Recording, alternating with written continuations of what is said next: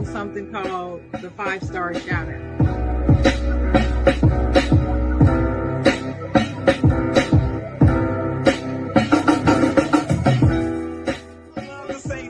I'm not gonna say it because I don't believe in it. I don't believe in you can't make you know what I'm talking about.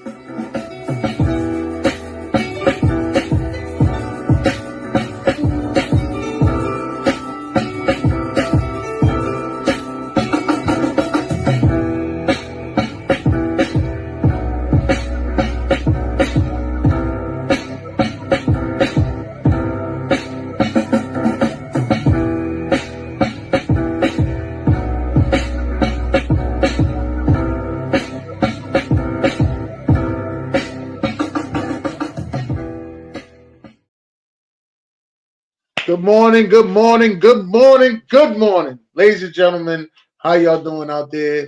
I'm your host, Dennis Holmes. This is the Side Jawn. I'm here because I have a special guest in the building, Allen's own top wrestling content creator. You'll catch him everywhere. Allen, how you doing? Oh, I'm doing great today. Excited to be on the show with you. We're gonna have a good time today. Yeah, we having a good time. We having a great time. Allen, I gotta come right out. I do have to ask you this question. Now, like I said, he's a top wrestling content creator. What is this thing with you and the final boss? What is going on here? First of all, it's a one-way street, okay? Final boss coming at me for whatever reason there is, Mr. Schizophrenia, as I call him, because he can't tell which character he is that day. He doesn't know if he's Dwayne Johnson. He doesn't know if he's TKO board member. He doesn't know if he's final boss, or he doesn't know if he's The Rock that day. I made a simple video about the guy, and I said, The Rock, the character The Rock, does not like the character CM Punk. I didn't say that Dwayne Johnson doesn't like Phil Brooks, right? And it was a simple video. It said that he stole many opportunities from him, which the Rock character did. Even CM Punk's character, the week that he responded to me, his character said, "You bald fraud are stealing another moment from me by helping, John Cena win the Elimination Chamber and stealing my moment against Cody Rhodes," which they were alluding to for weeks. If you don't remember, leading up to Chamber, they had CM Punk and Cody in the ring talking about how he's not going to backstab him. He's going to stab him in the front. And I made a video talking about that. And The Rock, in Dwayne Johnson form, talked about how he's been friends with him at all these years and that they're really good friends and that no matter what he's going to do is for long-term storytelling and the best for business, and said, "You are a clown." Not "you are a clown." I'm not the grammar police, so I'm not going to come for him. But he said, "You are a clown." He wrote this in your comments. Yes. And the big thing is, though, it's like, Dwayne, how could you have become friends with him all these years if in storyline he's been gone for 10 years? How could y'all be best friends already? Like, what you been doing? Did you leave the company and become friends with the guy that's not in the company? You know what I'm saying? Like, I think there was misinterpretation on the final boss's part that I was coming at Dwayne Johnson when we're talking about the character of The Rock. But I'm standing on business. Listen, The Rock want to beef with me? He can have all the beef he wants. I'll see him at Mania. Okay. All right. So you're going to Mania? Yes, we'll be at WrestleMania. Okay. That's good. You're going. So you got this thing where you say your 2025 is going to be a big year. Yes, sir. And it looks like you've been to every wrestling event close to you. Oh, yeah. I try to go to everything on the Northeast, and I'm trying to travel to every PLE this year. John Cena's retirement tour. It's one of my, favorite superstars of all time. I'm not going to miss a John Cena PLE when I'm never going to get a chance to see him again. I saw that guy when I was, a young adult. Like, I think the first time I saw him at a show, I was like 10, 11 years old. The fact that 20 years later, I get to see the guy on his final trips, I have to go. You know what I'm saying? Like, it's one of those things where it's like, I don't want to live another 10 years from now being like, damn, I really should have went to this show because, one of the greatest of all time was retiring and this moment happened. Yeah, I've seen John Cena. I'll probably see him again at SummerSlam because whatever I do, I'm going to SummerSlam. That's for sure. I'm going to SummerSlam. I can't wait to go. I actually be buying my tickets next week to go to SummerSlam. So yeah, I'm going to SummerSlam. So I'll probably see you at SummerSlam. Wear the shirt because I got to sign the shirt. You got a thing that you 100%, do where 100%. you got you got the shirt, plain shirt, and you got everybody that comes by takes a picture with you. They sign the shirt, and I got to come by, take a picture with you, and sign the shirt. Definitely got to catch you there. Now, when did you start watching wrestling? So I've been watching wrestling since I was like a little kid. So I got older cousins, and like I'm the youngest in my family. Like, well, my sister Right? is now, but yeah, I'm the youngest by like, because like my mom's the youngest on her side. My dad's the youngest on his side. So like all of like I got cousins that are closer to my mom's age than me. That's like, yeah. Because again, my grandparents are the same way. My grandpa has a brother that's almost 20 years older than him. My mom has a brother that's 20 years. My grandma has a brother that's 20 years older than her. So like, they all have kids, and then they have kids, and it's like down this like little line. Like I got cousins that when they were like 18, 19, I was like 4 or 5 years old. And this was like when WCW was around still, towards the end, obviously. But I would go to like my cousin's house and hang out with them, and like, I was the little cousin that they would power bomb onto the bed. You know what I mean? Because like I was like little, you could just toss me around and stuff like that. And they realistically, like my cousins, my older brother, and everyone got me like into professional wrestling because like that was the thing in that time period. Like, I'm a 90s baby. I was born in 93. So like when I was like 5, 6 years old, you're talking about the peak of the Attitude Era. Obviously, I didn't know what was going on. You're like not conscious as a wrestling fan at that time, but I knew being around them and their energy and the things that were happening, like as a kid, like it was cool, right? Like I remember I had a NWO shirt that they gave me. I would drown in it because my cousins were like way bigger, but like I had an NWO shirt. That was my first piece of merch. I remember my dad had got me an Austin 316 shirt. I had a lot of like, merch and stuff like that. And that was a cool thing to like watch back then, like anyone that was around the Northeast, or I'm sure they had these everywhere, but we had those little black boxes. I don't know. You remember if we were younger, we had the black box that you can like watch pay-per-views on it and stuff like that. Oh yeah. You talking about the Yeah. little black box? Yeah. Box, See, you watch you it. got to use your hood term. They were called chip boxes. Yeah. Chip box, Well, yeah. I don't know. Listen, I don't know what terminology we're using out here. You know what I'm saying? Like, somebody's gonna watch it. I'm gonna call it chip box. I'd be like, they could be like, yo, you could eat chips on a box. What is going on here? You know what I mean? No, So like, no, it was the box had a digital chip in it, and yep. we were stealing cable, and Yeah. that's how we got to watch wrestling. Now you only had 2 pay-per-view channels. One of them was the Freaky Nasty channel, and then the other one was wrestling, or boxing or whatever came on pay-per-view. That's what it was. Yeah. So And like that, I just remember, like I would flick through like I knew exactly how to get to it when like you had like the pay-per-views going on. Like I said, you're not conscious enough to know what's going on, but to you as a kid, like these are larger than life characters. They're so big, like they're action figures on your screen, and then you have that action figure as like your like a toy at home. You know what I mean? And like it was something that like I feel like it's been a part of my life for over like 25 years at this point.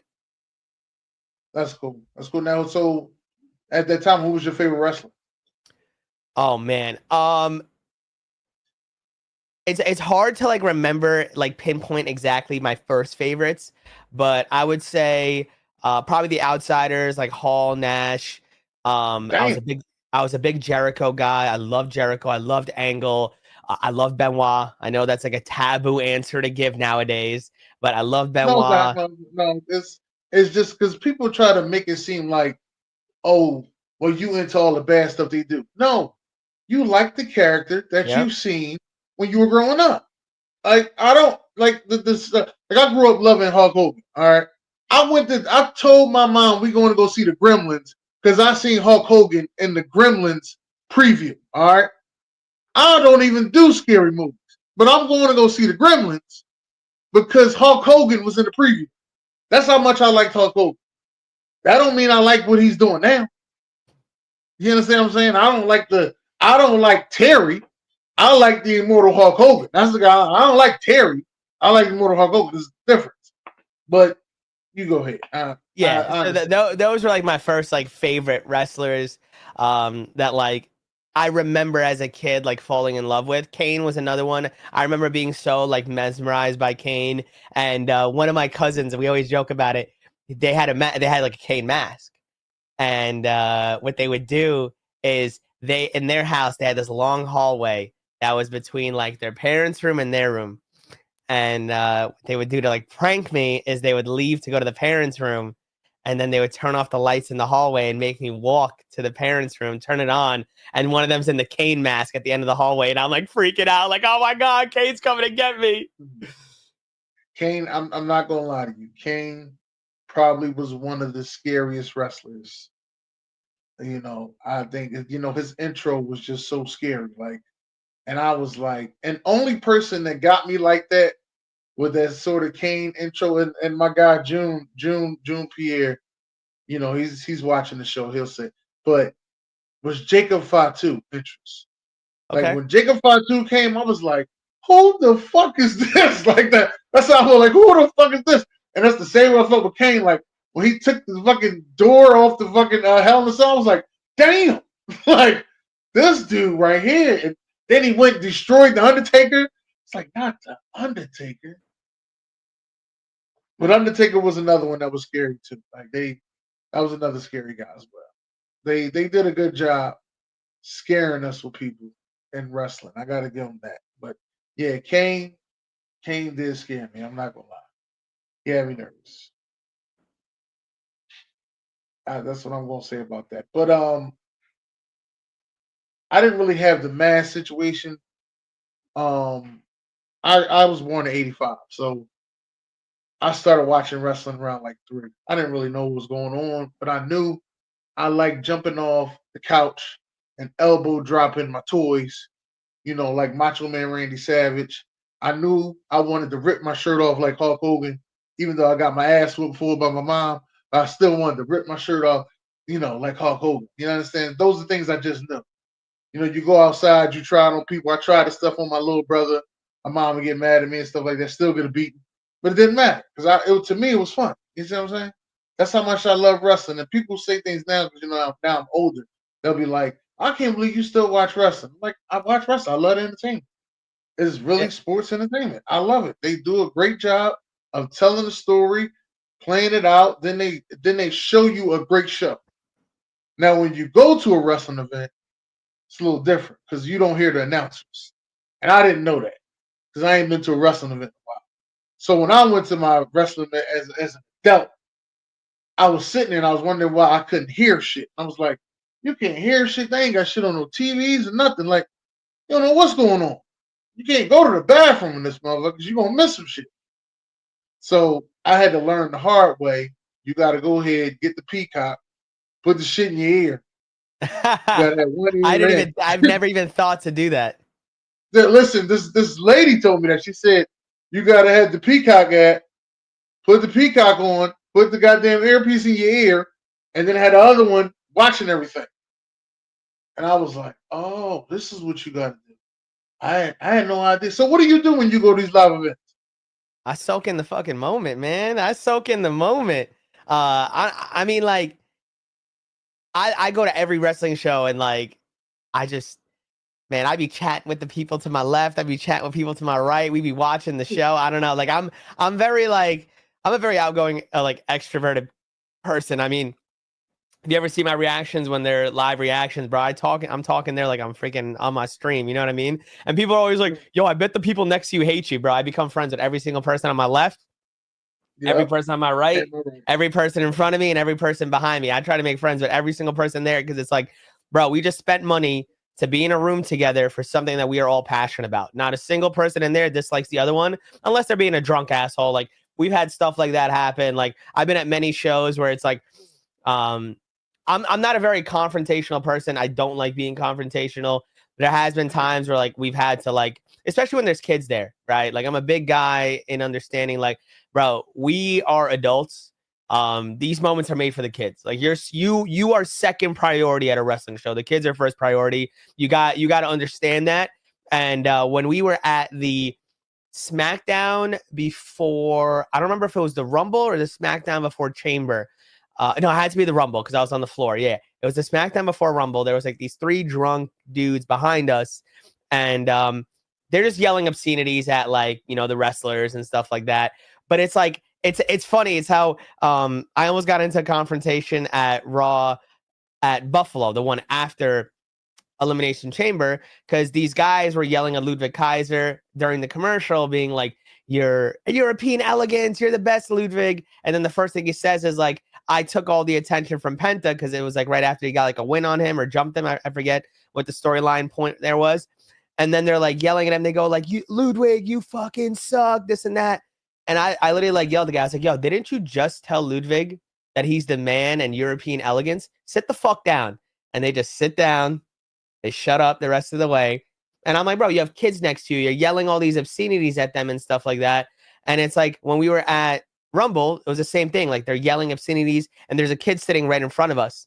And I was just like, yo, guys, like just tone it down. There's like 3 kids in front of you, like relax. And they just like, you know, they bring it down. Cause sometimes you gotta read the room and you gotta understand the moment you're in, right? Like we're at a professional wrestling show. The show is made for the kids to have the time of their life. They don't need to hear you yelling like F-bombs and calling them, you know, homophobic slurs and stuff like that. Like they're little kids. Like let the kids enjoy it. You can save that for when you're watching at home. I feel the same way. I didn't have the drunk idiots, you know, messing with people like that. Everybody in my row, actually, we all got along. We were all cool. We usually always, everywhere I'm at, I usually always have a good time. I ain't had no true incidents, but I usually catch like 2 or 3 guys got a belt. And I'll be like, oh, is that belt real? Let me see that belt. That belt be heavy as fuck. They really paid all that money for a belt. I'll be like, damn. And I was thinking about getting one too, because I do have the fantasy football thing I do. I don't got money like that. Listen, I don't got money like that. Like you got like $1,000 to throw on belts. Like I respect it. You know what I mean? Like I don't got. $1,000. I thought it was 500. Well, I mean, some of them, like, listen, you want like most of the time these people are at the events are walking around with the special edition, like when they had like I always see somebody with that Roman Reigns 1,316-day reign belt, right? And there's only 1,316 of them, and I'm always like, I see one of these everywhere I go. And those were like $1,000-something bucks. You had the every time they like every city you go to, they're buying the city ones, right? The city ones are a little more money. And like I'm always like, damn, like the normal ones, I get it. Like, listen, you drop because especially when they go on sale, I'm always like, damn, like it's on sale right now. It's like $350. Do I pull a trigger on like a $350 belt? Like those are always tempting. But like when they have like the special edition ones and like they'll double fist them. I remember I saw a guy with the Rated RKO belt and the CM Punk spinner belt. And I'm like, bro, like you have like $2,500 on your shoulders right now. You know, like people we walk around with chains. These guys walking around with, you know, $2,500 on belts. That's a lot. That's definitely a lot. I gotta hand it to them guys with them belts, man. They got that. I'm gonna get one though, but I ain't doing all that. But I'm gonna get me one eventually. Eventually, I'm gonna get me one. So with those being your favorite wrestlers back then, now you got older. You know, we're in a new time now. It's 2025. Who's your favorite wrestler now? Currently?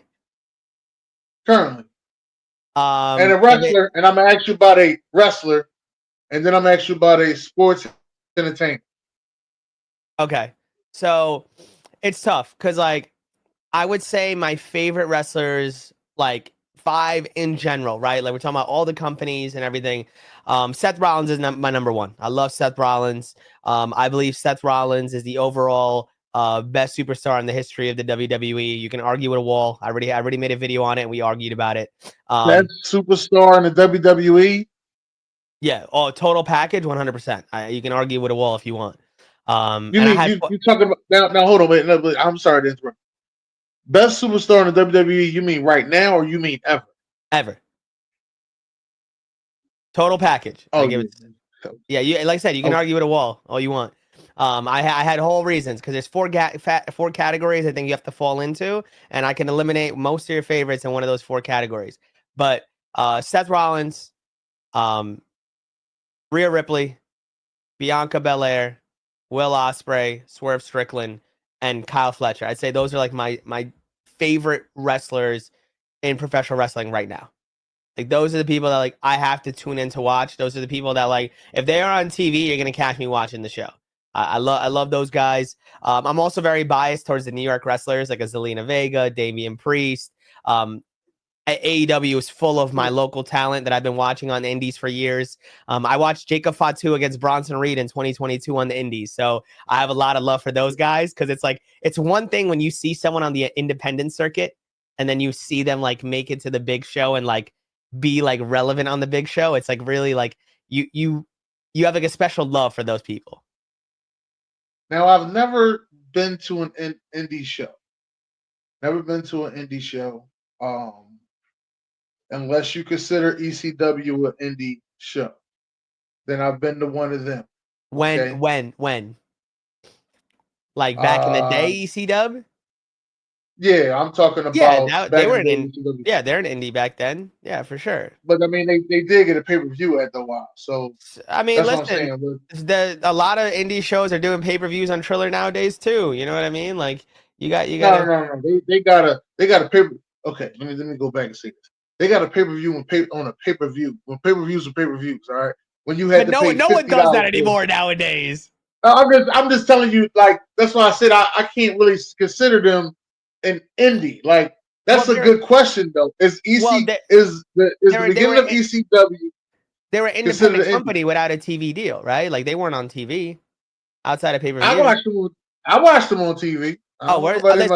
Listen, I'm not the biggest historian when it comes to Eastern Championship Wrestling. I mean, sorry, Extreme Championship Wrestling. Now I've never seen Eastern Championship Wrestling on TV. If it was on TV, I can't sit there and say I watched it. Extreme Championship Wrestling, I watched on TV. I've actually seen Extreme Championship Wrestling. I've actually seen a couple wrestlers come to the Dave & Buster's in Philadelphia, which was Sandman and Raven. Which I was surprised that they hung out because they just had a crazy ass fight not too long ago before I seen it. I was like, what the fuck? I was just so happy to see him. It didn't even matter. But Extreme Championship Wrestling came on basic TV on Saturday nights. Yeah, at that point, they're no longer an independent. But I'm saying, like, I'm talking about, like, I thought you were talking about, like, back then, like the Eastern Championship Wrestling when they were doing it, like, the bars and shit like that. Because I forget there was, like, that one bar before they moved to the 2300 arena. I forget what that one bar that they would do it at. But because I was like, I just watched the documentary, like, a couple years ago on it that Cultaholic put out about, like, the history of ECW. And, like, bro, they used to be in a bar with, like, like 50 to 100 people in there. And then they got to where they got to, like it transitions, you know what I mean? Like you don't really see that nowadays, like, because you need so much funding nowadays to not be an independent, like you can't just pay people with training or pay them like the bare minimum. That's probably why he went bankrupt. It's exactly why they went out of business. That's probably why he went bankrupt. But, I still give him his props, man. Paul Heyman's a great guy. Now, the wrestlers that I like right now, is a lot, but I still love Kevin Owens, even though he's going through this workhorse mode. I still love Kevin Owens because he always says something on the mic that makes me laugh. I don't give a damn what nobody says. He always says some shit that I didn't expect him to say, and it makes me laugh. I love Tama Tonga. Okay, and I'm a little upset that Tama Tonga is not wrestling. I don't know if he's going through an injury. I don't know what's going on, but I don't need him to be the beatdown guy. I need him to go back to being the bad guy. I need to see him in the ring, and I want to see him doing his yay. That's the guy I want. You know what I'm saying? And I think to me, now you may not agree with this, but to me, I think he's the best total package wrestler in that family. That's to me. Current or in general? Well, current. I can't say all of them because that's a lot of them that's there. But currently, that's in WWE. Let me just say that. Okay. Currently, that's in WWE. Because I know somebody about to get me in the comments. So you tripping. To me, it ain't a move he can't do. Listen, me and him, he hit me with something in Connecticut, so I was kind of hurt by it. Where He did like a suicide dive on our side. I think it was on LA Night, and I was front row, and he came up to me and he like did the yeah and puts his hand out like dab me up, and I put my hand out and he goes fuck you and walks away, and I was like, and so I stood there, you know, in front of everybody with like my hand up, ready to dab him up, and everybody's just like, you know, clowning me, and I'm like, damn, he fucking He's got the me, bro. bad guy, He man. That's got why me, bro. He got me. I like him. He's the bad guy, man. But his brother might be the worst wrestler in the family. And that's the whole family. All right. His brother may be the worst wrestler in the whole damn family. I'm here to say it. Now I know he used to be good. You know, he's one of the older ones. You know, Listen, him and Roman Sam, Reigns don't used to be forget, Samu and Manu were in that family. So right. Like I said, he's still and I know he used to be a tag team with Roman Reigns in the Indies department. I understand all that because I know people coming at me like, you don't even know his history. No. I know his history. But as of right now, he's the worst wrestler in the goddamn family. Now he can redeem himself. He can go from being the worst wrestler, not being the worst wrestler, but he's the worst wrestler in the family right about now. All right. That's just how I feel. But yeah, I'm going Tama Tonga, Kevin Owens. For the females, I like Miss Parker. Jay Parker. It might be just the crush I'm having, you know. I don't know. I'm gonna leave it alone though. Leave it alone. I like Miss Parker. Another wrestler that I love to see, and I'd be hyped to see all the time. I do. No, not them. I do like where this tag team division thing is going because I think Montez Ford has it to yep. actually be a superstar. I think he does. Now they're not going to give it to him because he's going to have to trade on his partner, but I think he has it. And just like you, I do like to see Bianca Belair as well. That's another one. Here's the big thing when it comes to the favorite wrestlers, and I made a video about this not too long ago. I believe that this is the most beloved roster that we've ever had in the history of WWE. In terms of top to bottom, I don't think there's a single person on the roster that I dislike.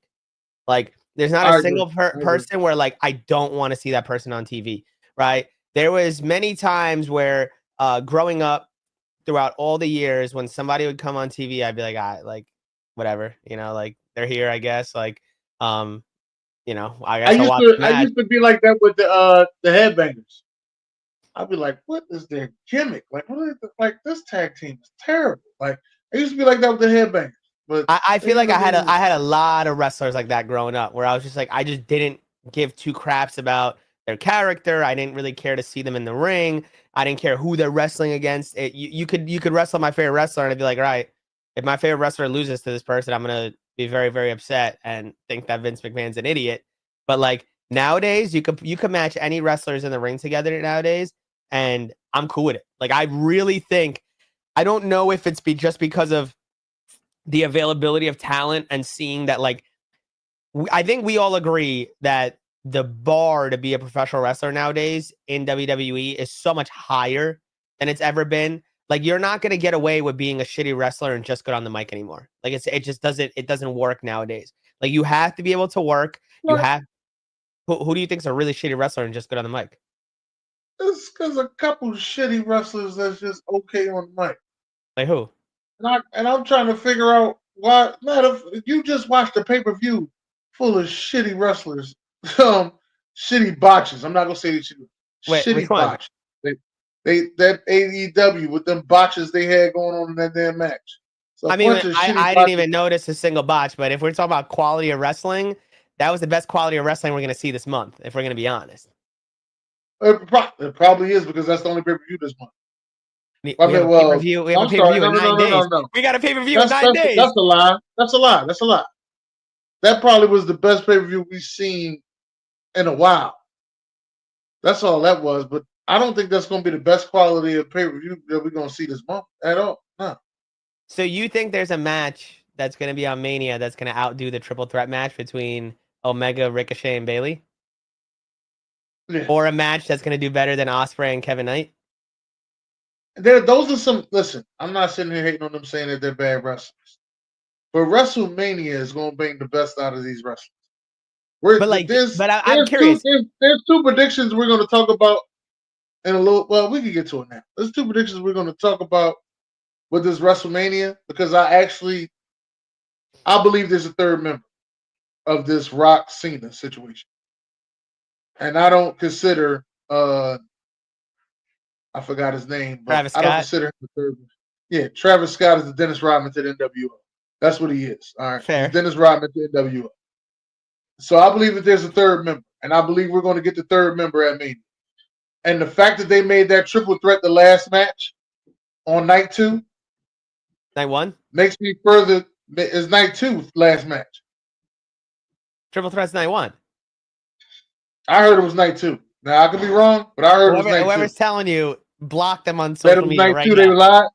Night okay. 2, you think they weren't going to close the show with John Cena and Cody Rhodes? No, they were going to close the first show with that. Yeah, I really did. I thought they were going to close the first show with that. No. We're bro. I really did. I thought they were going to close the first. Because the way Paul Heyman said it, he said your main event WrestleMania. And I swore he said night 2. I could be wrong. I know, but they do that. They did that on purpose to make the moment seem bigger than it was. They're closing night 1, and then night 2 is going to be Cody and Cena, which is why your theory makes more sense. Because if there is a third member, they're not going to do it at the end of night 1. They're doing it at the end of night 2. All right. Well, if that's the case, I believe Seth Rollins is that third member. That actually plays into your theory more then, because then he won't have a match that day. Yeah, I believe Seth Rollins is that third member. And that's when he reveals this stuff. Like all the stuff that he was saying that day when they signed the contracts just had me thinking like this guy just made this is my theory. Like I said, this guy just made me the third member. Like he's like, I gotta clean up your mess again, Roman. Clean up your mess. I believe he may be the third member. Listen, I never knock anybody's theory until we see it, right? I'm a very big believer in like none of us are actually booking the show, so you can fantasy book whatever the hell you want to do, right? Like, I hate when people are like, I'm glad you're not a booker. Well, obviously, I'm not a goddamn booker. I'm sitting behind a television just like you. I'm sure you predict who's going to win. I'm sure you're going to predict what's going to happen at the pay-per-views, just like I do. We're here to, like, do our predictions as fans. It's like, just like any TV show you watch, you're like, I bet you that's the killer. I bet you that's the bad guy. I bet you they're going to fall in love. Right? Like we do the same thing when it comes to professional wrestling matches. I don't personally think Seth Rollins is the third guy. Do I think that The Rock and somebody else get involved? Probably. They're going to help Cena win number 17 and stuff like that. So he can walk out of there with the belt. But yeah, but I also don't think the quality of that match is going to be that good because Cena is nowhere near as good as he was back in the day, nor was he. That ain't the match that I thought was going to be good. I'm just saying, like, I think the quality of that match is not going to be the best. I actually think the LA Knight Jacob Fatu match is going to be good, and I think the Penta, Braun, Finn, and Dom. I think that those are the two matches that if I'm betting on to get 10 out of 10 on matches, those are the two that I'm betting on. I could see it. Let me say this though. Last year I betted on Jimmy and Jay being the best match of the joint, and I was highly disappointed.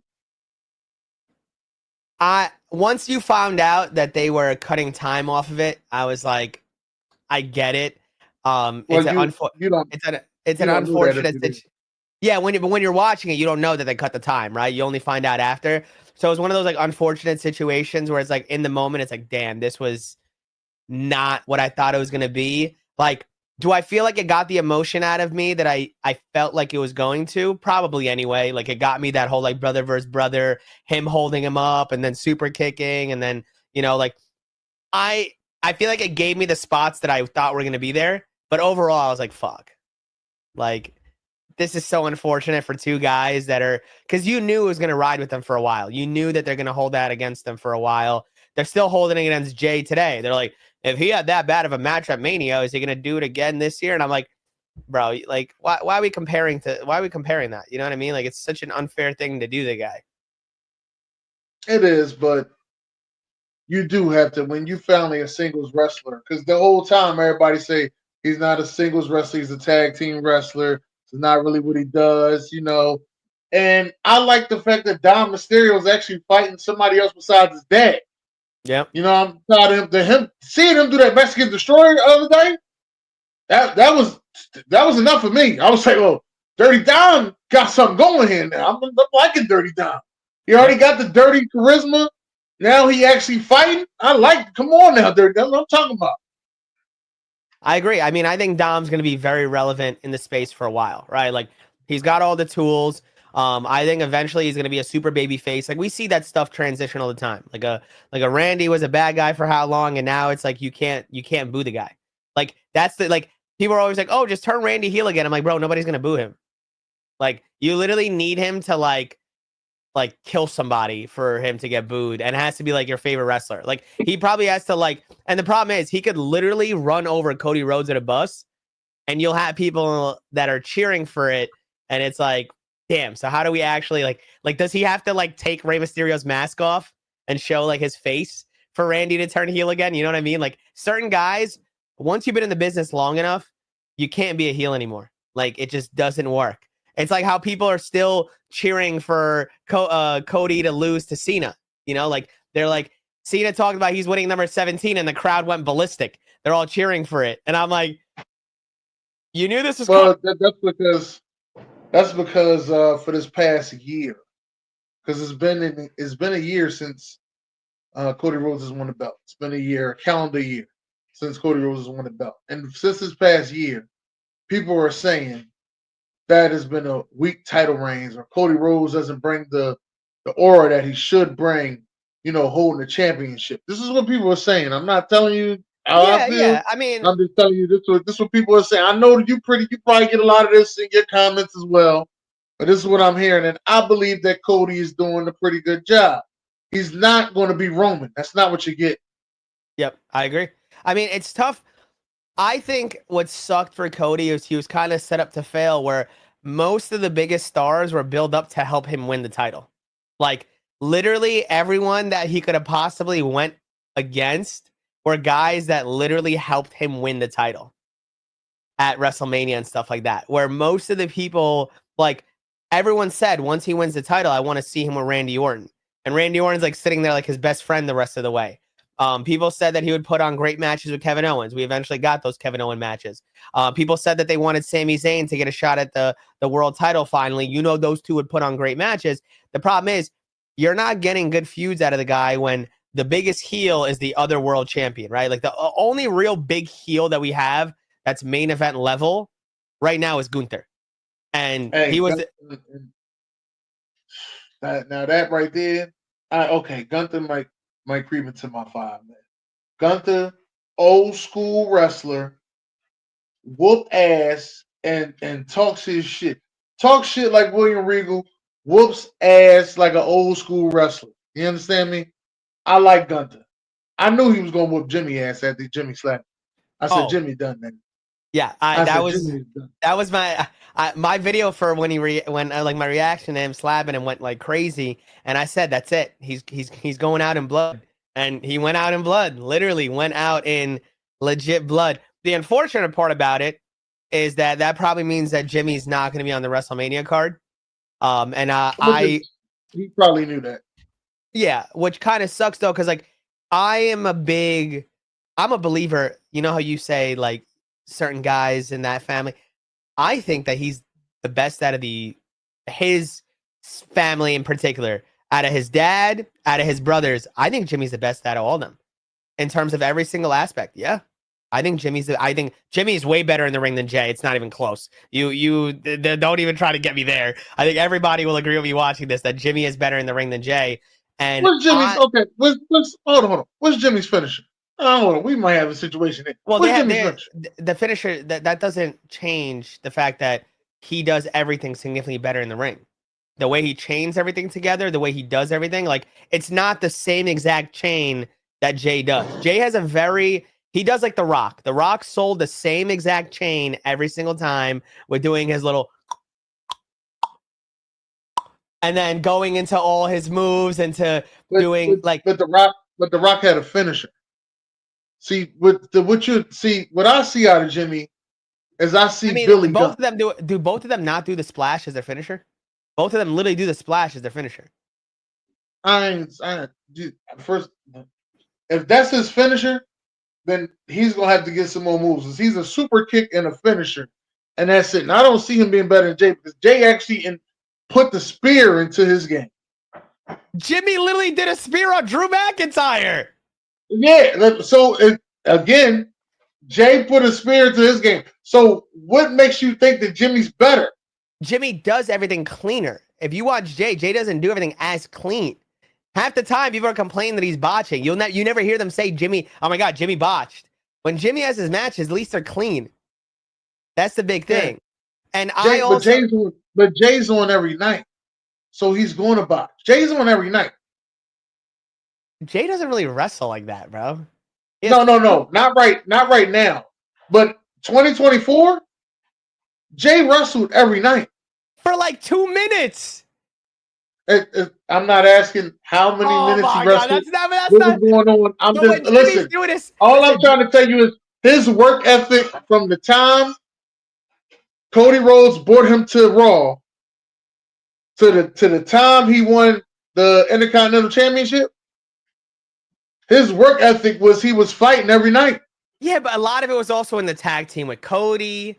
Then he eventually went on. Then he finally went on his own, and like he was just basically just going over people, right? Like Jimmy is losing and still looks good. Jimmy is losing and still looks good. When he was getting squashed by Gunther in all those championship matches, you cannot sit here and tell me that Jay looked like he was championship caliber. And I love Jay. I'm a big Jay guy. Like I love Jay. Jay looked like he should have beat. Jay should have beat Damian Priest. Damian Priest was doing a lot of botching. Now that was some real botching. Okay, Damian Priest was botching a lot. Jay's botching is missing cues on certain things.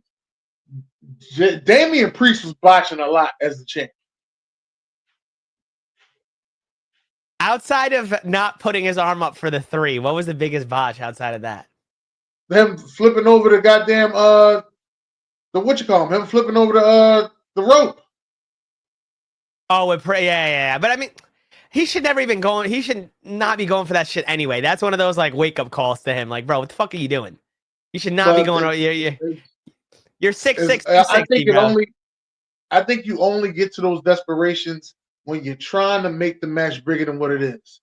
Like Logan Paul, when Logan Paul did that springboard off the rope, like when he did that, I was like, damn.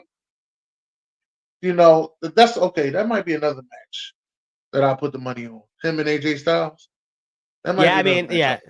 I mean, those two are phenomenal performers. Like they're. See what I did there? Phenomenal. I didn't even realize I just did that. They are phenomenal performers. Yeah, I messed with those two. I mean, listen. Like I said, the biggest thing, because backtracking a little bit, the biggest thing is have you ever been to an AEW show or not? No. I did nothing AEW at all. So listen, I only go to AEW pay-per-views, especially when they're on the East Coast. I'm not traveling for like people, because I wanted to see if when they do a smaller arena, because everyone's been complaining that they don't sell tickets. Dynasty is not a big pay-per-view for them. They were like, oh my God, it's their biggest pay-per-view. I'm like, bro, what are you talking about? Dynasty is like a backlash, you know, like that's not, it's just a normal pay-per-view for them. And I was like, I want to see if they sell tickets to this. So I made a video and I drove out to Philly. I try to go to every single wrestling show by us. I'm going to go to TNA Slammiversary. I was really upset that I missed Impact's 1000 episode. That was at White Plains, New York. Really should have went to that. But I'm going to go to that.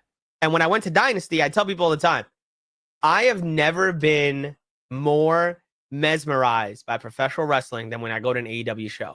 Their level of professional wrestling is just light years ahead of anything I've ever watched in person in my life.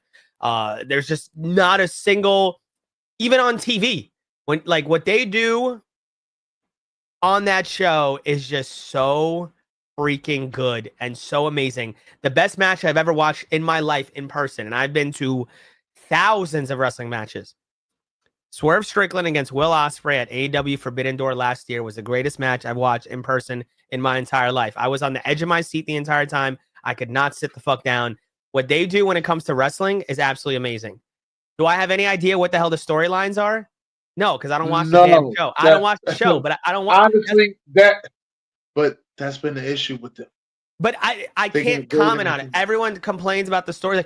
Like I can pick up what the story that's happening is just by being there and like seeing what's happening. Because like when your in-ring psychology is so good, you can tell me the story. I can tell who the bad guy is. I can tell who the good guy is. I can tell who's gonna go for doing the fucked up shit. Whose teammates are gonna come. Like they've done a great job of story to story from all the shows that I've been to.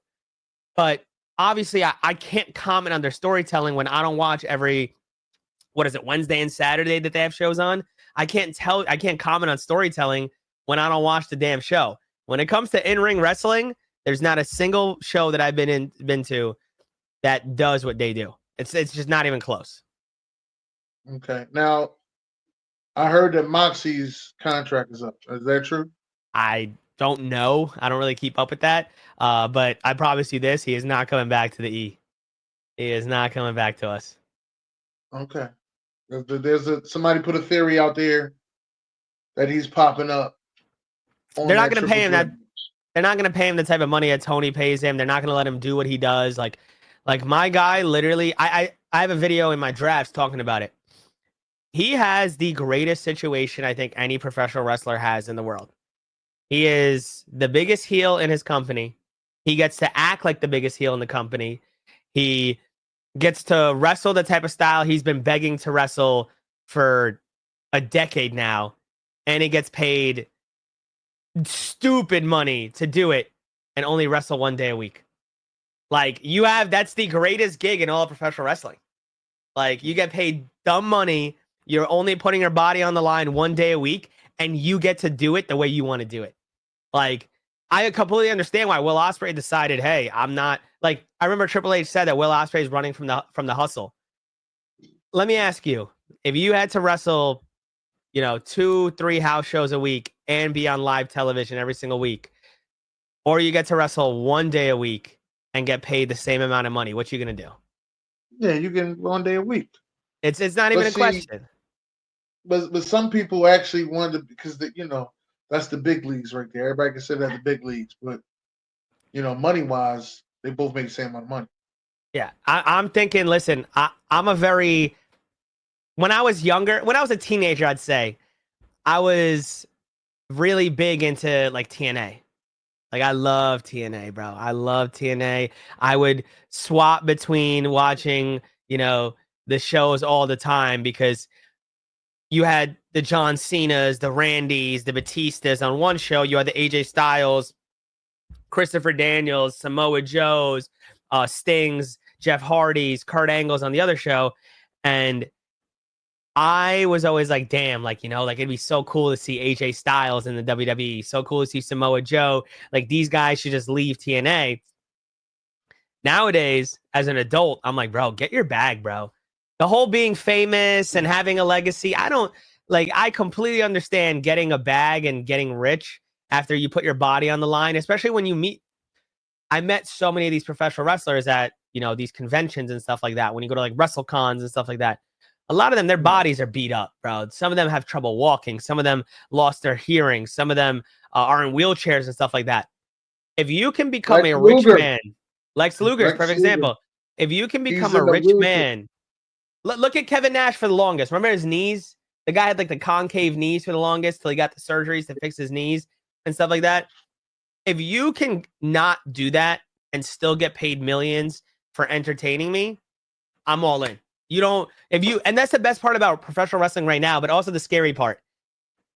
Like Roman could retire today and he's set for life. He made so much money, that's the one like little scary thing is like, they don't gotta go 10, 15, 20 years anymore, bro. They can go 5 to 10 years and they've made enough money where they're set, back then you had guys going for 30 years because they had to, they weren't making the type of money they are now because the deals weren't as big. The merch sales weren't as big. You hear the numbers that like a Cody Rhodes can retire tomorrow and he's set for life. His dad was clawing just to like make ends meet. And now Cody Rhodes is good to retire tomorrow if he wanted to. And it's so awesome that that's where we're at in professional wrestling, that these guys, that they entertain us 52 weeks out of the year. People forget there's no off season in pro wrestling. No, like it's not. WWE, there's no off switch and they got 4 months off. These guys are going every single week. They're nonstop. They're doing house shows. They're doing media. They're doing the meet and greets. They're going to random liquor stores to do meet and greets and stuff like that for the WWE and stuff like that. Like, it's awesome to see that they're finally being rewarded for the work that they put in. Yeah, it definitely is awesome. And I do have to say, it's nice to see those older wrestlers sometimes. I haven't been to a WrestleCon yet, but to see older wrestlers, come around and still be nice, talk to people, that is a good thing. I actually want to run into the Dudley Boys, because I believe the Dudley Boys are the greatest tag team ever. That's just my thought, but I believe they're the greatest tag team ever. That's just my thought. Everybody else got their own tag team. I'm just telling you, that's just mine. That's just how I feel on that. Now, let's get into this thing, man. You and your belief in Mr. Oh, shit. There they go. Okay, I see you. Yeah, you and your belief in Mr. Austin Theory. Okay. How do you feel? How do you feel that he should be the face, one of the faces of the company? So here's my big thing. When it comes to being the face of the company, a lot of it has to do with, like, you need to have 3 things, right? 4 things realistically, but there's one thing that I feel like a lot of people hate talking about because they think it questions their sexuality or their manhood, right? You need to have a really good-looking guy as the face of your company. That's just how professional wrestling works, right? Like, that's like Cody Rhodes, if he's not a really good-looking dude, is not the face of your company. Roman Reigns, if he's not a really good-looking dude, is not the face of your company. Rock was a good-looking guy. Stone Cold, like, you ask the women, good-looking dude. I don't know how women found Hulk Hogan attractive, but back then they found a guy like that super attractive. But Austin Theory has the look. He's a jack dude. He is a good-looking guy, and that's like one of the things that you need. That's why I always say Dom's a good-looking dude. He's going to be one of the biggest dudes. You need to be really good in the ring. That dude, when he was allowed to work, had such an insane moveset, from the ataxia all the way to the A-Town down, the different types of suplexes he would go for. His drop kick is one of the best in the business. He has every single tool when it comes to in-ring. Character work, he was willing to work with a goofy selfie character to this point where he's like a really big heel right now. He's willing to do any character you ask him to do. There's people that would have never done that selfie gimmick. I think you will agree with me. That shit sucked. Vince McMahon was making him fucking walking around taking stupid selfies at everybody. Like, he didn't want to do that shit. He was just doing whatever it took to get on the good side of the boss. And the big thing he also has is he has the backstory. The guy is straight edge, because he had a father. I'm kind of like telling a story a little bit, but he had a father that was an alcoholic that would literally drive the car while he was drunk, with his son, Austin Theory, in the passenger seat, and would pass out, and Austin would literally have to grab the wheel and like drive that thing. He was a role model to every single person in his town. He helped raise his brothers. He is amazing with the kids. Like, if you ever meet him, he is so good with the kids, like a John Cena type with the kids. The kids come up to him, he's taking pictures, joking with them and stuff like that.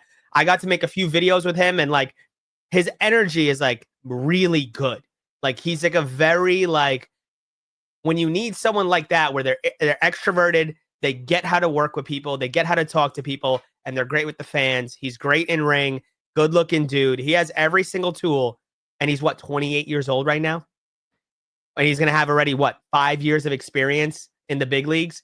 By the time they finally actually give him that push in the next 3-4 years, when we start phasing out the current guys, he has to, like, there's no one else that is even positioned right now to be that next guy. All right. I believe he's in this same little rim with Carmelo Hayes. Yep. And the Dirty Dom. Yep. And the time of Tonga, which time of Tonga is a lot older though. But he's like 40 something right now.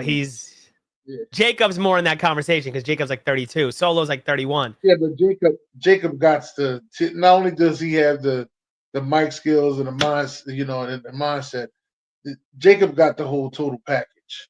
Yeah, Jacob got the whole total package, and I think he's everybody gonna you be a named has the total package. Carmelo Hayes has a yeah. total package. I believe Dom has a total they all package. do, but it's just that they're not getting enough. I feel as though they have to go through that Jay Uso work resume. You have to work every single show, and I think that's what they're gonna have to do. And I feel like that's where I actually been talking about where I think Triple H fucks up a little bit is he relies on the older talent too much, and he relies on storylines around the older talent a little too much. For example, Jacob Fatu would not have this opportunity right now if the storyline did not revolve around Roman and the Ulafala. Like he would not be up here right now, and they would not have had to bring him up as the enforcer for Solo and him be in the War Games, and that all of that timeline got him to where he's at right now. Because Triple H has this crazy obsession of just mixing everybody with older dudes. Like Carmelo Hayes is walking behind The Miz right now and not even talking. Like they're doing backstage segments and stuff like that. Like he had it's awesome because he had a chance with Randy. He did some stuff with Braun Strowman, and then they just tossed him in the back of the line because Triple H knows, let me just work at what's reliable and not take any risks. I've said this for a while now. He does not take any risk when it comes to booking. There's nobody where he's really like elevated them much higher than they were. People are like, oh, well, he took a risk with Jey Uso winning the Rumble. We're talking about a guy that was a tag team champion for the past like 14 years. What do you mean take a chance? We're talking about a guy that's arguably one of the greatest tag teams of all time. That's not taking a chance on somebody. LA Knight's the closest thing that he had. Okay. So what about Brian Breaker? I mean, he has him as an IC champion. Like, that's cool and all. And he didn't take, it's not like he took it off Gunther. He took it off Sami Zayn, who had the title for what, 2 weeks? Yeah, they took it off Sami Zayn. Sami Zayn won that title in WrestleMania. He took it off him in SummerSlam. That's like 3 pay-per-views apart. But Sami Zayn was like another guy where it's like you trust Sami Zayn to take it off Gunther. In my opinion, you really wanted to make a splash with a Braun Breaker. Braun Breaker is the one that takes it off Gunther. But they had to push Sami Zayn. Like everybody in the bloodline, in the bloodline got to push. But you're literally you're calling what I'm saying right now, though. Everyone in the bloodline who's like 40 years old is the one getting the pushes. You know what I'm saying? Like everybody but Jimmy got a push. Even Solo got a push. Well, I don't know if you consider Solo's a push. I don't know. I don't know. Losing all those matches. He did get, listen, he is one of like only 4 guys to pin Cody Rhodes, though. You got to remember that. Solo is one of only 4 guys to pin Cody. But other than that, like, bro, he has 1 pin over Cody and everything else, he's losing. You beat John Cena by spiking him like 5 times. You lose all these matches. You pin Cody. You lose all these matches. Like, it's like I said, something with Triple H is very, I'm just going to wait to phase these guys out and then just throw all these dudes in. Like, it's very much like when Brock Lesnar got fed everybody on his rise. I believe we're going to see that from a decent amount of people in the next couple of years, where you're going to bring somebody up. They're going to run through all these legends you have all the way to the top. He's going to have to do that. Like, a lot of his top dogs are in their 40s. And it's a lot of people are like, oh, you could wrestle to your 50s. You can. But I don't think a lot of these guys are going to want to wrestle to their 50s. Like, they don't need to anymore.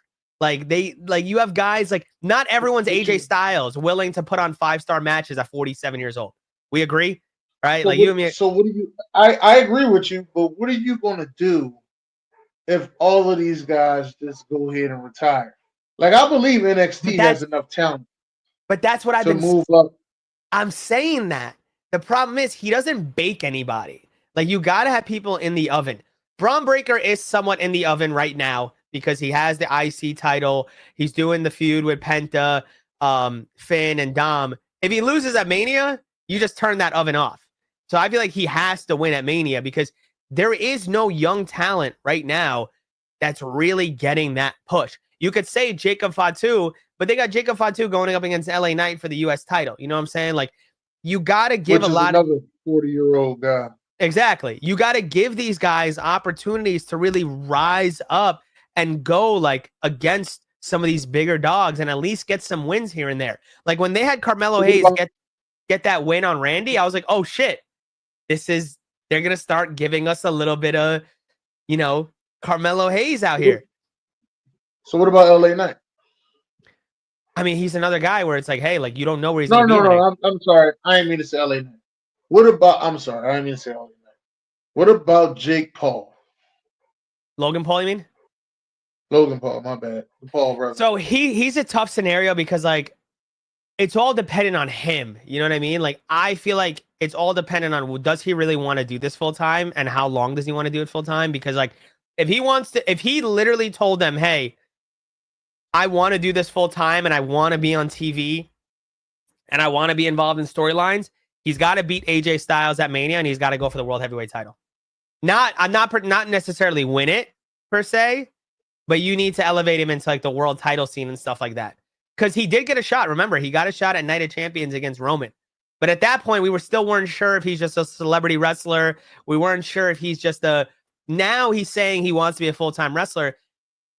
I need to see him be a full-time wrestler. He got a shot at the, if I'm not mistaken, he got a shot at the WinterCon. Yes, he did. Yeah. He was at Elimination Chamber.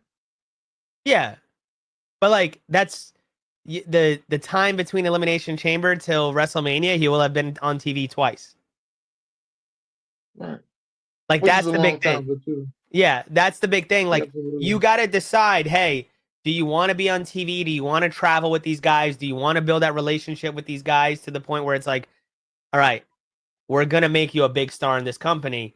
Not that he needs it, because obviously he's a massive star anyway, but there's a difference between being a massive star and working your way up to a title where it's believable when he wins. All right. Let me ask you. I got a couple more questions. I'm going to let you get out of here. Now, I'm going to tell you where I was upset at. All right. The Royal Rumble came along and they put I Show Speed on it. All right. And shout out to I Show Speed. You know, he's a legend. He's doing his thing on the internet. I love what he got going on. But I felt as though Trick Williams should have been on there in that spot. I think that they kind of held off on the guys' side this year, and I think it's going to happen next year that we're going to get a lot more of the younger talent. And it, like you saw it, they only had there was not a single NXT guy, right? I don't think they used a single NXT guy on the men's side. The I don't think so, no, but they did use my boy Joe Hendry.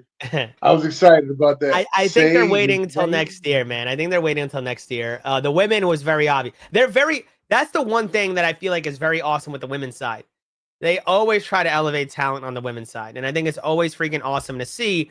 I just wish they would use that formula with the men's side a little more. Like Tiffany Stratton went from being a body at the Elimination Chamber to world champion within a year span just because of how well she did in Chamber, right? Like, people were saying that they're only pushing her because she's cute and she ain't really that good of a wrestler, and the fight with her and Charlotte Flair ain't gonna be that good. And when has Charlotte Flair not performed on the WrestleMania? Charlotte Flair performs at every single WrestleMania she's ever been in.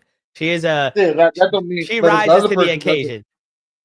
But if the other person doesn't show up to the match, then it's not a good performance. Now, just because you got one top performer, but if both of them don't show up, they're both really good. I think you agree with me. They're both really good. Like, I do believe they're good. I don't have a problem with Tiffany at all. I think what Tiffany has done has been really good. I actually like Tiffany. You know what I mean? And it's got nothing to do with her being pretty. I just like her because I do like her the way she does her moonsault. Yep. I actually like the way she wrestles. Her winning the Money in the Bank was actually pretty good for her. But I just don't see all the rest. That's just it. I just don't see all the rest. I don't see where this, with Tiffany Stratton being champ, where does she get this crazy title range? Does she beat Charlotte Flair? Because you got to, like you said, you got to start knocking legends off. Yeah. Even with the girls, you got to start knocking legends off, right? Is she going to be the one that's going to start knocking legends off? Because Naomi's the only one. I'm sorry, I said it wrong. The EST, Miss EST herself, is the only one that's undefeated in WrestleMania. Yep. She's going to stay undefeated. So you think she's going to get the Undertaker run? I don't know about forever. She's winning at Mania this year. I'm a very big Bianca Belair truther. I think that she is total package, probably the best woman in the women's division right now. Total package. Okay, I agree with you. I definitely agree with you. I do like Rhea Ripley, but I love Rhea as agree well. with you. I'm a big Rhea guy, but I think Bianca Belair in ring is untouched in the women's division right now. She is so freaking good at every like. She carried Jade Cargill through that tag team title reign like unbelievably. Like she. Oh man, so are you one of the ones that believe that Jade can't wrestle too? No, it's not that I don't believe she can't wrestle. I just think she's nowhere near the level of Bianca Belair. No, she's not that level. No, it was a complete mismatch as teammates. No, I don't think that she can't wrestle. I think that she's good. Twitter eats her up every match. She's good enough.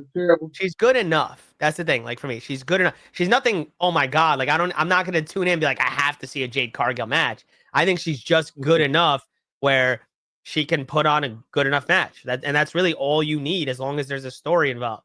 You know, like you're not gonna be wowed when you see her in the ring, but you know you're not gonna get the Io Sky treatment. You're not gonna get the Bianca Belair treatment where you're like, holy shit, that was fucking sick. You know, but she's gonna be just good enough. And she tried to do some new stuff and she botched too. That's what it is. When you not as good as an entertainer, you try to do a different move to try to like I ain't gonna lie, when I seen what is his name? Damn, we was just talking about him. Sami Zayn. When I seen Sami Zayn fight against Gunther at WrestleMania, and he hit, I guess it's called, what is that move called that he did on the Brain Buster? That's what it's called? It's a Brain Buster, yeah. I don't know why somebody called it something different, but yeah. He hit that Brain Buster on that turnbuckle. I thought for sure that was a botch, and he done broke his neck. I said, it's over. That's what it looks like. That's how I was grabbing the guy next to me like, it's over. He's like, no, he hit the move. That move is banned. Like that's what he kept telling me. The move is banned. They don't even allow it. I said, oh, I like that one. And he ain't do it again. That was it. Like just that one time. He ain't do it again. I love the Brain Buster. I love that move that he did. I ain't gonna lie to you. I love it. But to beat Gunther, you got to go somewhere deep. And I think that's the thing with Jey Uso. I think we're gonna get a new move from Jey Uso. I hope he taps him out. Hope he taps him out. I hope he puts him to sleep. Get the fuck out of here. I ain't think of that. I hope that's what I've been saying. I would love for him to put Gunther to sleep. That would be like that's like the perfect way to end that match. So do you think Triple H was pushing Bronson Reed? I think he wanted to. I think he wanted to, but unfortunately the broken ankles was, you know, I think he was probably going to be running with the bloodline for a little bit. And then that'd have been good. And then like I think a lot of what Jacob's doing right now was meant for Bronson Reed. Like it was very obvious because they even went back to a lot of it. They went back to the Braun Strowman stuff. They went back to having like the LA Knight involved and stuff like that. So I think that was supposed to be Bronson Reed's stuff this year. And then Jacob was going to get the push next year. But obviously Bronson broke his ankles and it's like, fuck it. Send Jacob to the moon now. Yeah, that's good. All right. So what's your predictions for Mania? What is your wild prediction? I gave you mine. What is yours? I think CM Punk walks out as the winner of the men's triple threat match because I believe he will be getting a shot at the winner of night 2 main event, which is John Cena at Money in the Bank. And I believe that Randy Orton is going to beat whoever he has to have a match because whoever he beats is going to set him and John Cena up at Backlash. And John Cena is about to go on a run where he beats Randy Orton in his hometown of St. Louis. And he runs back that Money in the Bank match that they had where CM Punk walked out on the company and gets his win back at Money in the Bank. Okay. All right. So Kevin Owens is really injured. This is real. Yeah. I mean, from what everyone's I can't. It's one of those things where it's like injuries. I hate to be like, oh, it's a work. I know people love doing that. Oh, they're just working us. I hate doing that for the sole fact of if the guy's actually injured and needs to get a neck fusion, I feel like an asshole, right? So like I never like Right. to like play along those lines. But no matter what, if they end up doing Kevin Owens against Randy anyway, is Randy still winning? Yeah. Man, that's crazy. Yeah, I wish him well, man. 'Cause I would really, because my other favorite wrestler ended up dying, man. Bray Wyatt was my other favorite wrestler. I love Bray 'Cause I Wyatt as came, well. I came back into wrestling 10 years. No. It was 11 years ago. 11 years ago, I got back into wrestling. So I took off for wrestling about when Brock Lesnar became the man. I started watching wrestling, and then I got back into it about 2014. So I missed CM Punk's real big run. Damn, yeah. So I you missed missed, Summer of I Punk, missed it. yeah. Yeah, I missed that real big run, but I got him at the end where he beat almost the whole Shield except for Roman. Yep. Yeah. So, that's where that was. Now, as far as well, I gotta ask you this, since we on the Wyatt family. Are they like shelved or like what's going on here? Dude, I'm pretty sure I saw their last match at a house show. It was December. It was the holiday show at MSG, and like I was like, oh, if they're doing this holiday show, they got to be going on TV soon. We're 4 months later, and I have no idea where the heck they're at, bro. I like if you want to talk about fumbling a massive debut and like a faction that like you could literally use them like once a month and people would still be behind it if it was like for the right reason, right? Like if right now you use them to unmask El Grande Americano, people will be like, ah, that was fucking cool, But right? that ain't honestly, I'm gonna tell you what I thought. When Alexa Bliss got pinned by the girl from Judgment Day, Liv Morgan? Dom's Liv Morgan. yeah.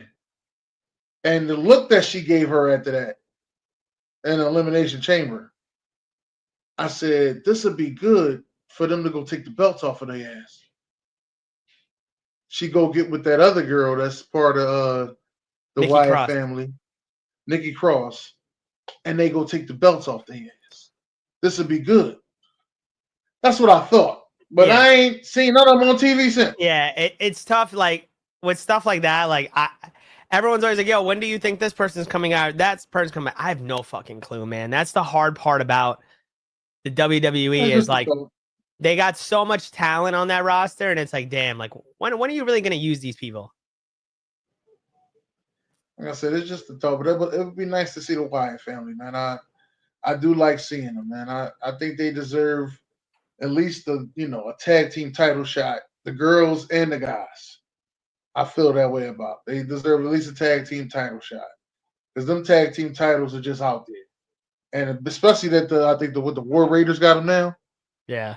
That'd actually be good to see them fight the War Raiders and stuff like that. So those are my thoughts. Now, I got to ask you a couple things and then we up out of here, all right? Now, what do you say to people who want to go out there and be a content creator? What is your advice to them? Man, so my biggest thing is this is a marathon. It's not a sprint. Like you have to get your reps in when it comes to content creation. I started TikTok in October of 2019, and it took me I did too. Right around that time period. I don't know if you remember, it used to tell you how many videos the person has on their page. It was like a little section right under your following and see how many videos you have. I posted 623 videos before I gained 10,000 followers. So from October to March, I uploaded about 600 videos in that time period. I gained 10,000 followers in that time period. In March itself, I got to 300,000 followers. The biggest reason was I learned from making 600 videos what videos do well, how I make videos well, and how I can resonate with my audience that I want to grow with. The hardest thing that I feel like a lot of content creators or like people that want to be content creators do is they spend 1 month, they'll post every single day. It doesn't pop off. They go, fuck this shit. I wasted all my time. It's not even real. You got to get lucky. Everyone's an industry plant and stuff like that. you don't go to the gym 30 days and think you're going to look like Arnold Schwarzenegger. You don't do anything for 30 days and think that you're going to be a professional at it. You got to put in, reps out. I was posting literally like 5 videos a day, basically every single day for 4 months straight, just so I can figure out what works. Why does it work? I would look at the videos and be like, that was good. And then I look at videos and be like, oh my God, that was dog shit. Why did I even post that video? And you got to be passionate about it too. Like a lot of people just want to get rich and famous and become these massive influencers and stuff like that. If you're not passionate about what you do, you're going to wake up one day and be like, what am I doing, bro? Like, why am I spending my time making all these TikToks when I don't even like it? Why am I talking about this? Why am I doing that? You see it all the time because I originally come from the gaming space. When I first got into content creation, I was a gaming content creator. And you see so many people that are just like, oh, I can make money just by sitting there and play video games. Let me go buy a console. And I'm like, do you even play video games? Like I used to when I was a kid. And I'm like, give them 6 months. They're going to give up because they're not passionate about it. They don't actually like it. They want to be rich and famous and stuff like that. So if you want to get into content, just make sure you're passionate about whatever you're doing and make sure you're putting in the reps, because once you learn what works, and here's the thing, some people learn what works in 10 videos. Some people learn what works in 1,000 videos. But once you learn, you get a flip that switches and then you're smooth sailing. Okay. Sheesh. So you went from, were you always on all platforms, or you just started with just TikTok? So I was like streaming off of my Xbox on Mixer. There was a platform called Mixer. And I know Mixer. yeah, so I used to stream on Mixer straight off of my Xbox. And I tried to like make YouTube videos here and there. Like some of my old ones are like, they're bad, you know, like I didn't really know how to edit. So I'd post like videos on YouTube. I would post some clips on like Twitter. I didn't really start doing Instagram till like the end of last year. I never really took like Instagram serious, but I started taking Instagram serious like end of last year. But I already know how to make content. So like it's so much easier. People are like, bro, like you just started and you have like 160K on Insta. And I'm like, I kind of know what I'm doing at this point, you know, like I know what kind of content people want to see. But yeah, TikTok was like my main thing. Like even now I post 3 to 5 times a day on TikTok. Okay. Because I remember you put that video out and you was like, all of this stuff I got right here, I don't know what the fuck I'm doing. Yes. I guess what you post. And I was like, what does he mean by that? I literally, like, I have 3 monitors here. I have this camera. I have this little deck here. I have like all this shit here. And I used to live in a pro gaming house. Like I was a part of a professional gaming team. One of the guys literally set everything up for me. Like if anything breaks here, y'all not seeing me for a while. I'm being honest. If anything breaks here, I'm done. Like, because people be like, yo, this guy's gatekeeping. He won't teach me how to like set up the streaming the way he does and like recording the way he does. And I like to tell them like, yo, watch a YouTube video because I have no fucking clue. Like one of my PCs, the button is at like the top right corner and it's kind of hidden when the PC is off. I didn't know how to turn that PC on. I had to literally FaceTime the guy that set me up and I go, yo, how the fuck do I turn this on? I'm like, there's no button. I was like, is there like an on switch in the back? Like, I don't know what the hell's going on here. And he's like, bro, it's in the front. You just got to like click in. And I was like, oh shit. All right. I got it. You know, and people will be like, he's gatekeeping some guy. Cause the reason I made that video, some guy made a video going, I DM'd him and he told me he doesn't even know what he's doing. How do you not know what you're doing if you're doing this? And I'm like, bro, cause I didn't set this up. Like it's so like my setup is so basic. You see people with like little effects on their screens and like they have like a watermark and like all these things happen. And I'm like, bro, I have the most basic shit there is. And I just click buttons. I click one button on here and it clips my last 90 seconds of what happened and I post it. That's it. That's all I got to do. I don't do anything fancy. Stop acting like I'm trying to gatekeep so you can't get it. I want everyone to make it in this game. I want everyone to make it in the game. And I've helped my friends go from 0 followers to 100K followers by teaching them what I know so I can have friends that are in content. You know what I mean? Like most of the guys that I'm going with to WrestleMania, I've helped them grow because like I want them to get opportunities with me. That's what's up. Now I seen you do your commercial on TikTok. Yeah. I seen that. I was watching and I was like, take the camera. I was like, get the fuck out of here. That's Allen. I was like, ain't this a bitch? I had to say I'm proud of you, man, for going and get that sponsor. Now they continue with sponsor, or was that just a one-time thing? No, so I have a year-long thing with them. It's funny. So when I was in gaming, I had a sponsorship with SteelSeries, G Fuel, and Asus. And then I had a couple other like smaller sponsorships here and there that I've done. And then once I went into just fully into wrestling content, I had some of the bigger companies reach out to me. I'm not going to name them, but like some of the companies that you see associated with WWE reached out to me. And here's the thing. I don't drink caffeine. Like I'll have a Celsius here and there, but like I'm not really a caffeine guy. And like a lot of the energy drink companies reach out to me and I'm like, guys, like unless I can just put your product right here and I don't got to drink that shit, I can't do it because I don't genuinely drink your product. Like I'm the type of person where like I have to use your product for me wanting to be have a sponsorship with you. Here's my big thing also. I think that there's a lot of sponsorships right now in the wrestling space that I don't agree with should be there, right? I don't think we should have alcohols companies involved in professional wrestling. I don't think we should have gambling companies involved in professional wrestling, but we do. But that is all about the listen, if they come to you and want to give you a check for something that they like that you do, you're gonna take the check. No.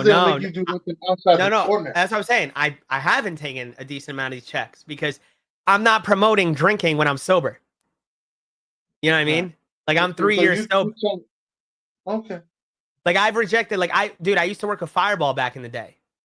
Like Fireball whiskey. Okay. The biggest thing with them was all they said was wear a shirt and have a blow up Fireball bottle behind you.